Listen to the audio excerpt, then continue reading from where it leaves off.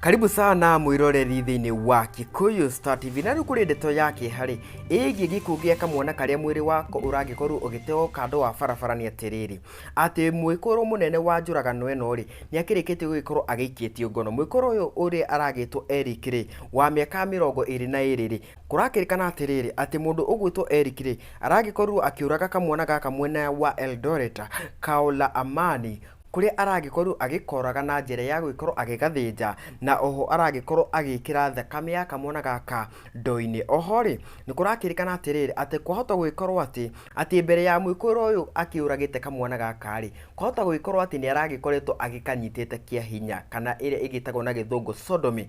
Oho nguririkania ati baba wa mwikoro uyu ni arakiambite gwikorwo agikio thiini niguo agiteithiririe maabitha a borithi na uthuthuria kuona ati ngari yake niyo iragikoretwo ikihuthikite gukorwo igikia mwiri wa kamwana gaka kando wa barabara. Ni tugwithie na mbere tugikorwo tugifuatira riboti ino niguo tukimenye kana na kihoto gia kamwana gaka ka miaka 12 ni gigugikorwo gigikinyanira ngina kahinda kangiri. Guku ni kwa Kikuyu Star TV.